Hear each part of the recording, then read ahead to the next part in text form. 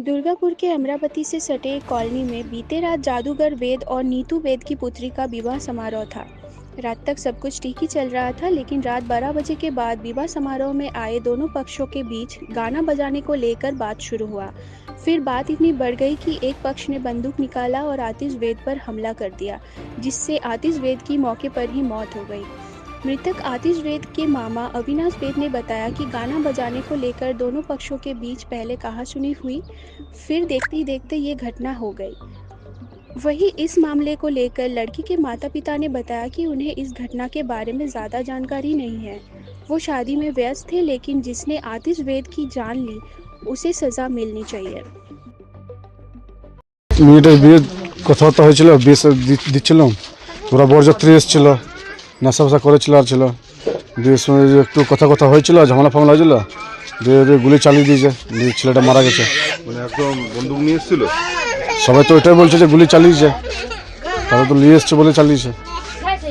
কার মৃত্যু হয়েছে? আর্টিস্ট থেকে ওটা আমার ভাগ্নে বটে। আর্টিস্ট কি ওর নাম? আর্টিস্ট বেদ। কি করতো এমনি পেশায়? এমনি টোটো ফোটো চালাতো। কার বিয়ে ছিল? আমার মেয়ের বিয়ে হয়েছিল কালকে? না, বিয়ে তো আজকে সকালে হতো, সিনেমা হতো, তো আমরা আটক করে রেখে দিয়েছি, আর যারা ইয়ে করেছে ওদেরকে থানাতে দিয়ে দিয়েছি। মানে বরযাত্রী পক্ষ হামলাদের উপর হামলা চালিয়েছে? হ্যাঁ। কি নাম আপনার?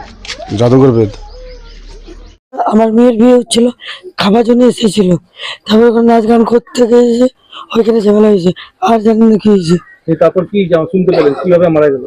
কিভাবে মারা গেছে ওটা তো জানি না। ওইখান থেকে মার খেয়েছে, ওই ছেলেটা ওইখানে ঘুমিয়ে গিয়েছে, ওইখানে ঘুমিয়ে গেছে, তো মাথায় জল ফল দিলাম, তারপরে তুলে নিয়েছে, হসপিটাল নিয়ে গেছে, ওইখানে যেতে যেতে বলছে মারা গিয়েছে। কি করে গুলি ফুলি কথা আমি দেখিনি, গুলি লেগেছে, কি করে মেরেছে। পুলিশ ধরেছে কাউকে? ধরেছে, অনেকজনকে ধরেছে। কি নাম আপনার? নিতু নিতু কি? বেদ। আপনারই মেয়ের বিয়ে? আমার মেয়ের বিয়ে।